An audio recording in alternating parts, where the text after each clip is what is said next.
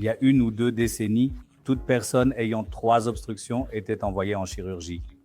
C'était parce que la technologie n'avait pas évolué et que notre compréhension de ces obstructions n'avait pas non plus atteint un niveau permettant de réaliser une angioplastie. Mais au cours des 10 dernières années, d'énormes progrès ont été réalisés et les obstructions à 100% peuvent être traitées par angioplastie avec un taux de réussite de près de 95% et plusieurs obstructions peuvent être traitées avec un taux de réussite de 99,9%.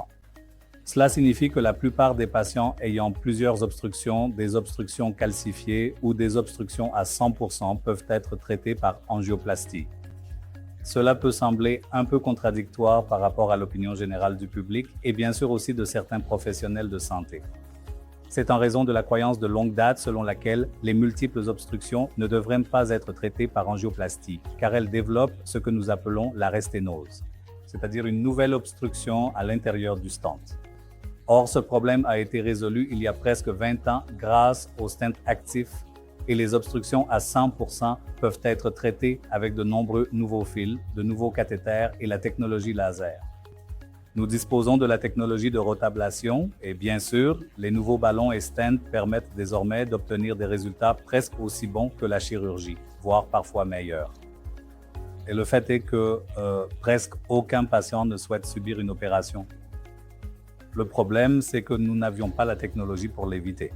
Mais aujourd'hui, nous l'avons. Aujourd'hui, nous disposons de la technologie pour éviter la chirurgie à un stade plus précoce. Peut-être que dans 10 ou 20 ans, ils auront quand même besoin d'une opération. Mais à l'heure actuelle, les obstructions multiples, les obstructions à 100%, les obstructions du stent principal gauche, tout cela peut être traité par angioplastie avec un très grand succès.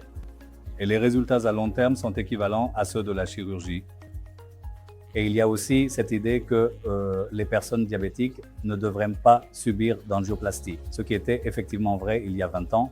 Ce n'est plus le cas aujourd'hui. Donc ma spécialisation concerne les occlusions chroniques totales, c'est-à-dire les obstructions à 100% qui sont présentes depuis de nombreux mois. Ce sont donc des obstructions dures qui nécessitent des fils spéciaux, des microcathéters et beaucoup de compétences pour ouvrir ces lésions et poser un stent. Il faut savoir qu'environ 1/5 des patients qui subissent une angiographie présentent une obstruction à 100%. Et dans 90% des cas, la raison pour laquelle ces patients sont orientés vers la chirurgie, c'est que cette obstruction à 100% n'est pas traitée par ce médecin en particulier. Ainsi, la capacité à traiter cette obstruction à 100% est la raison principale pour laquelle nous pouvons éviter la chirurgie et offrir aux patients une angioplastie mini-invasive pour presque tous les types de maladies coronariennes.